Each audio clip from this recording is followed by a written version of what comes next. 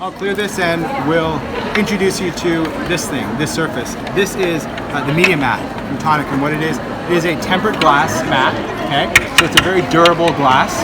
The printing is actually underneath it, so you don't have to worry about what material you use on there. The printing is not going to wear off, come off if you use solvents, if you use a razor blade. Nothing is ever going to scrape off because it's printed underneath it. But underneath the board is also really important because this board has little feet on there.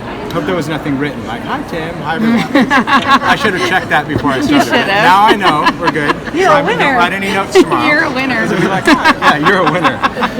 But I put these little feet on there and I had them attach these for a reason because as a crafter, as a maker, I've always had the challenge for every single creative year of my life, and that is maintaining my workspace.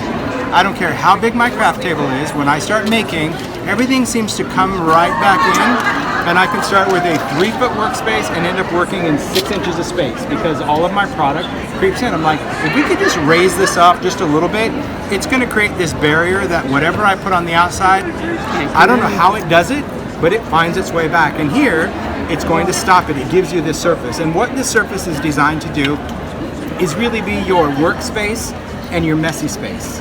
Okay? So this side has a removable craft mat, a craft mat that is silicone on the back, okay? So it keeps it from sliding around. It is a completely non-stick surface. You can clean it with hot water, with solvents, put it in the dishwasher, whatever you want to do. But I use it because it makes cleaning this off really easy. Okay? If I get dried glue or paint or texture paste or anything, I can easily clean this off, I can peel this off, and I can go in the sink and wash it. But what it reveals is this part of the Media Mat. Now the Media Mat is designed with a black surface. I just like the surface. I find it much easier on the eyes to see what it is I'm working on. But this space that is exposed becomes a palette. And I know that so many people like to color, they like to watercolor, they like to do all sorts of things. And I always wanted a space that if I'm working, and I like to work mostly with my inks or with a lot of liquids, maybe I don't have an ink palette, but I know that I'm going to have markers or I'm going to have ink pads. I'm going to have all those mediums that I know how to watercolor with them, right? I know that I want to get the use out of them. So I also wanted to create a space that was user-friendly for what we had. And so the whole point of this is that I can go in with my cube inks, any 1x1 ink, and I can press it right onto the glass and make a palette, and I can see the color. Because by printing in white, it actually works almost like a light box. It's not illuminated. It looks like it's illuminated. It's not plugged in. But that white and that space under there gives it that dimension where all of my colors just illuminate right on the surface. And so I can take my ink pads, that's why I did this little spot, so it works for creative convenience of these little cubes. But let's face it, in our ink world, these are trendy, right?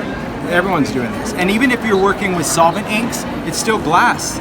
So if you wanted to color with your archival inks or anything like that, you can still work on the glass. Now, a lot of other mediums work on this glass too. Maybe we have markers, like a distress marker. I can scribble this on. And a marker works so different on glass than it does on a non-stick surface, right? Take a look what a marker does on a non-stick surface, okay? So that is why I like to color on glass, because you think, well, hello, it's non-stick. Why wouldn't you just smear your ink on this? Because my ink is going to bead up on this, and it's going to stay solid on this. And your medium never dries on the glass. So if I'm going to color, I would set up my palette, and then I would just go and color all of my cards, right? Because now I'm ready to color. I've got my workspace set up to color. Maybe you're going to color with distress crayons. Another cool medium to color with.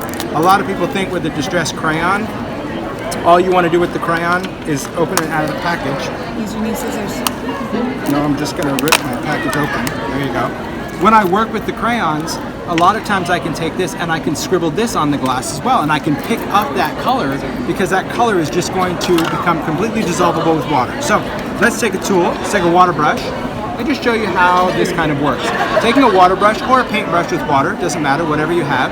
First I'm going to prime it, so I'm going to squeeze it, make sure water drips out, and I'm ready to go. And I like that even though it's a clear glass, you can still see the water on there. I don't know if your camera's going to pick it up, but you can see when there's a wet medium on your mat. And I know this is my wet zone, right? The splash zone. So I don't have to work in my own mess anymore. That was the other thing about working on that space. If I was doing all my inking here, my paper always went back in my mess, or I had to clean up before I could put my paper down. Now I can go in, pick up my color, go in and watercolor right from that, right? If I want to create my own colors, I still have that whole mixing area down here that I can go in and just play around and mix my own custom colors. So this becomes that media tool. If I want to go in and pick up my marker, right? My marker is going to allow me to watercolor, and I get really rich color because so much of that marker was transferred onto the glass, right? If you ever watercolor with marker, there's not much that goes on this, right? When you pick up this color, because you've watered it down, you don't have nearly the intensity you did when you picked it up off glass. There's a method to the madness. There really is. Crayon. This, we can really get this nice and wet, so then we go in and we have much more of that pigment, that intense pigment. So any of your mediums that you work with, you can use on the media mat. Acrylic paint, any of that. Now when we work with this, one thing that I found is that when I'm done coloring, I don't just stick this over the top. You can, but then you're going to need to eventually clean it, right? Because if you have too much ink on there, it's not going to cling. And this was designed to have a silicone backing that wherever you put it, for whatever reason, it's not going to move on your glass mat. If you do any die cutting, like if you have the sidekick, great place for that, right? It's going to suction onto that. So this just becomes your workspace. Now, cleaning. Super simple to go in and clean it with water. Just wipe that up. This, same thing. I can go and clean this up with water because these are water-based mediums. Now, let's say you had a solvent medium or something a little bit more permanent. Okay? Maybe you're using an acrylic paint or alcohol ink or something like that. Alcohol inks or solvents are great over this whole mat. Alcohol inks are not good on this. Okay? If you ever use alcohol ink, and it says it on the package, not that we read it, but it says it a couple places, do not use alcohol ink on this particular mat because it is a fabric. The alcohol ink will actually permeate the weave of it and it will stain it. Doesn't mean that it's not functional, it's just going to mean a whole lot of ugly that will never go away. All right? Every other medium, acrylic paint, even solvent inks, they are going to be just fine on this mat, but if it's a fluid alcohol ink that can actually go in and soak, you're going to stain the mat. You may be okay with that. I have to say, I've learned to embrace it. Because as much as I know not to do it, guess who just forgot it was there? Me. So just so you know that's going to happen. But what I'm doing is I'm putting permanent ink on both of these surfaces because now we're not dealing with something that is magically cleaned with water, right? We have a solvent ink.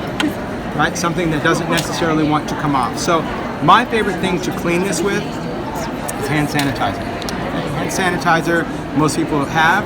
If not, you should. Shame on you.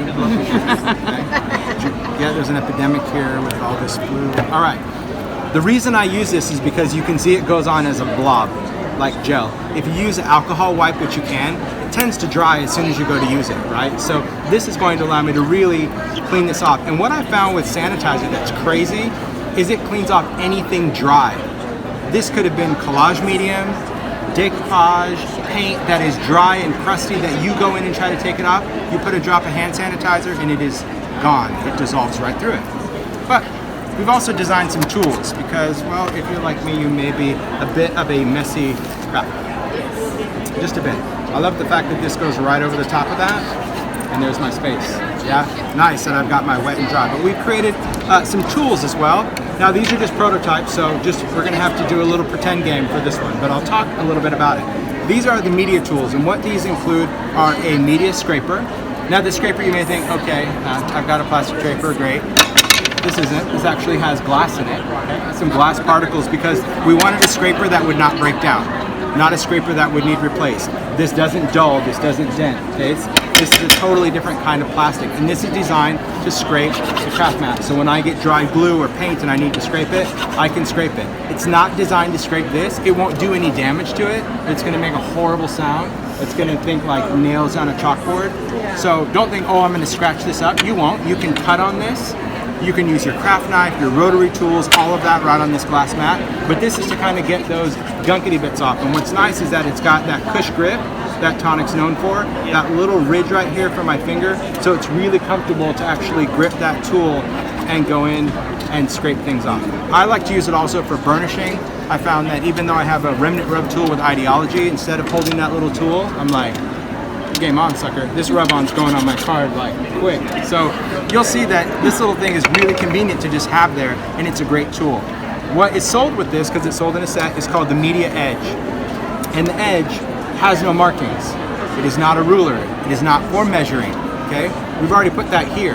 Okay? What's on the base of your media mat is a lot of different measurement marks, and we did some interesting things because we wanted to think, how would you craft? How would you make? Well, first off, you know that if you were going to scrapbook, if you have a 12 by 12 paper, this entire surface right here is going to measure 12 by 14, so I can put my scrapbook page down and still have that margin right and left. These all have different measurements. So for example, the bottom is going to go 0 to 14. So if I needed to actually measure something, if I put a piece of cardstock down and I placed it down, every box is an inch. Okay? Because I'm really not a good measurer. I'm not going to pay attention to 1/32, 1/16. Not that smart, but I can count boxes and go, oh, this card is 1, 2, 3, okay? So you can place this wherever you want. This is going to give you your measurement going across. On this side from 0, it's going to give your measurement going up. These guys on this side, we wanted something for centering. Because maybe we're doing a layout, maybe we're doing a card, and we want to make sure that that thing is right in the center. So if I place my paper down and I look at my 0, I just need to make sure that my markings, my lines, match up. So here I've got my 3 and that little line, so I know that when I put my card on the mat, and I can put it anywhere I want in that row, I know that right there 0 is center. Okay? If I put it in the middle of my mat, and then we're going to really get fancy, there's also my center. So I've got 0 and 0, and I've got dead center. If you're a scrapbooker, same thing. You can place this down and you can know, oh, I want to put this out like 2 inches from the center of my page. Well, you'll already know because we've got those centering marks to follow. This edge design has this extra little lip that is actually attached. It's screwed on to this edge, and that allows it to hang off of the mat. So by hanging off of the mat, now I have my straight edge, right? So if I'm going to place this down, I can put it down on my card, place this off the edge, and now I know that I have a straight line. So if I wanted to stamp my words, if I'm going to do foam stamps, if I'm going to do anything that I want, I know that I've got a straight edge. Or same thing, maybe you're just putting photos onto even a journal page. You can open up your art journal and lay it on because your space is big enough, and you can hang this off the edge, and I know that I'm going to be able to make sure things aren't crooked. Now it's got 2 sides to this edge. The first side is a tapered edge, okay?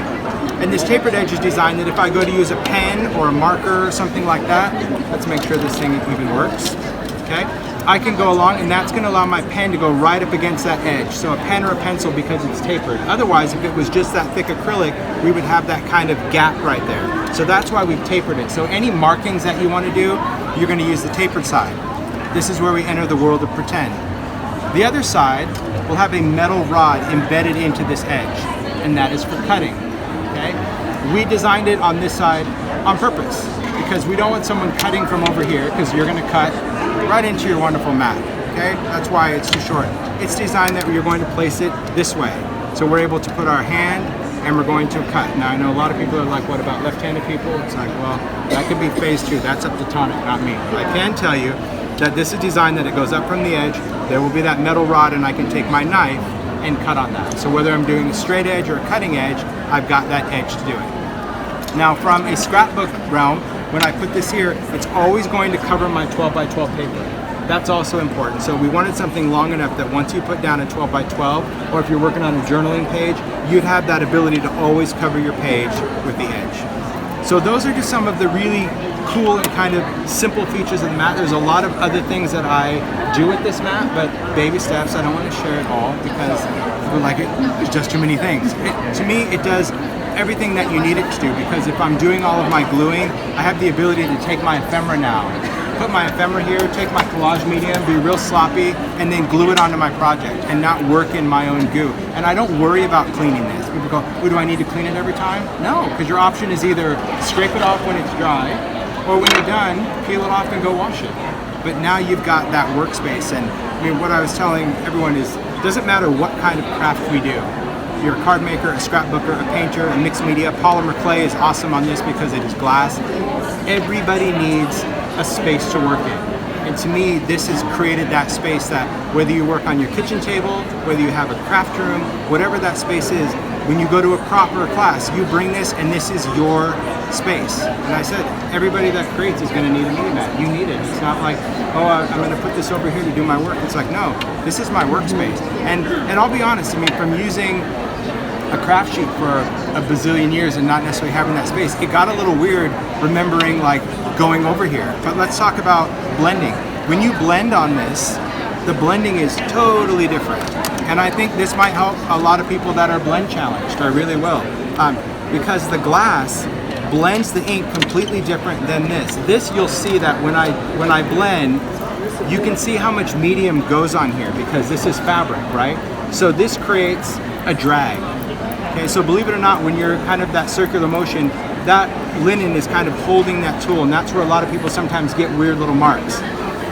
If you learn to blend on the glass, it's like a giant slip and slide, right? We're getting a lot more ink, a lot more play, there is no drag, and it makes blending so much easier because I'm able to get a lot more ink onto that surface than I did where I left it here. So that's a whole nother weird thing to train yourself. You're like, ooh, I'm inking, I better go to my no, go back here. So it's kind of finding that place. Remember to clean that off, right? Only if you wet it. So the ink is on there, but it's not going to come off unless I decide that I want to wet it, and then I can take it off. So as far as working in your own mess, it's not going to get all over your hands the way this way. Glass. It's a game changer, I'm telling you. It's a space. Yeah, everyone's just like, I need to take one home. I need it. Now. I know. Right now. See? Right now. Yeah, just line up behind like here. Yeah. Will is like, I will take care of every single person. Yeah, they're actually shipping in February, so they're shipping next month. So that's really not bad to wait. And people have asked, I mean, because I did Facebook Live and we got all the questions of saying, do you have a storage case for it? Yes, it's called a box. So if you plan on traveling with it, keep the box, right? I really didn't think this would go. Just going to ask you that. I'm like, I just don't think it would be good as a messenger bag. Or it's 6 pounds of glass and it's pretty big, so I couldn't imagine someone slinging it on your back. So if you wanted to take it, it does come. It's packaged beautifully. It comes with really hard plastic rubber corners, but keep the box if you want to tote it around. Or it's tempered glass, so just throw it in your car and off you go. It's really been a good surface. All right. Thanks for watching. Be sure to subscribe to Scrap Time videos here on YouTube so you'll be the first to see all our videos from Creativation. And follow us on Instagram at Scrap Time Photos to see photos straight off the show floor.